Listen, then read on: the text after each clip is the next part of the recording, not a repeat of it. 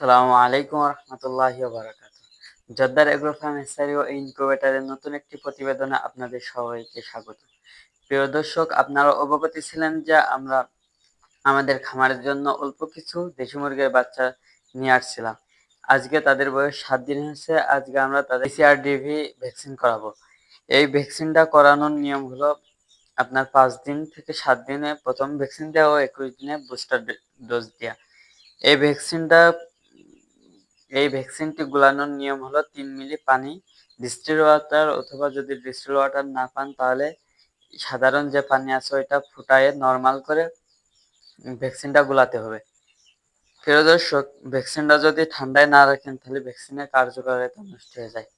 ও যদি আপনি গরম পানি দিয়ে ভ্যাকসিনটা তৈরি করেন তাও হলো কার্যকারিতা নষ্ট হয়ে যাবে। এবং সবচেয়ে গুরুত্বপূর্ণ বিষয় যে আপনি যখন ভ্যাকসিনটা সাধারণ হাত দিয়ে ধরবেন সেই সময়েও কিন্তু ভ্যাকসিনের কার্যকারিতা নষ্ট হয়ে যাবে।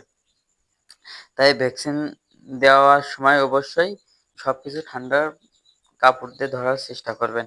এবং ভ্যাকসিন দেওয়ার আগে 6 ঘন্টা ও পরে 6 ঘন্টা অবশ্যই মুরগির বাচ্চাদের সাধারণ পানি দেবেন। চলুন আপনাদের সাথে শেয়ার করি যে আমরা কিভাবে মুরগির বাচ্চাদের ভ্যাকসিন দিই। না, ওটা হচ্ছে না। প্রিয় দর্শক, আমি মুরগির বাচ্চাটি ধরে 1 ফোঁটা করে দিয়ে দেবেন। ওই দেখেন ডগ ক্লিনিং।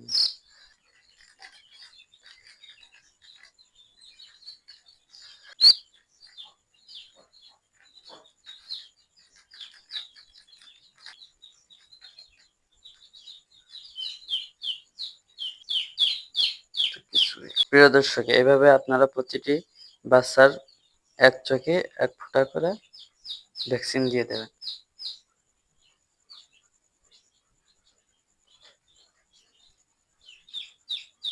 প্রিয় দর্শক, অবশ্যই মুরগির ভ্যাকসিন দেওয়া 6 ঘন্টা আগে, 6 ঘন্টা পরে 6 ঘন্টা কোনো প্রকার অ্যান্টিবায়োটিক দেবেন না। নরমাল পানি ব্যবহার করবেন।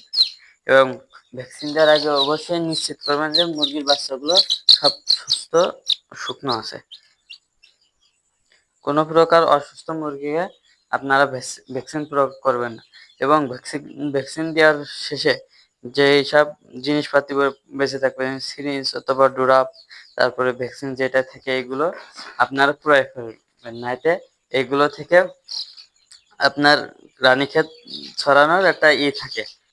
দর্শক, আজকে এই পর্যন্তই, এবং আগামীতে আরো আলোচনা করব ভ্যাকসিন দেওয়ার উপকারিতা কি, ভ্যাকসিন না দিলে কি কি ক্ষতি হবে, এসব নিয়ে আগামীতে আপনাদের ভিডিও আসছে ইনশাল্লাহ।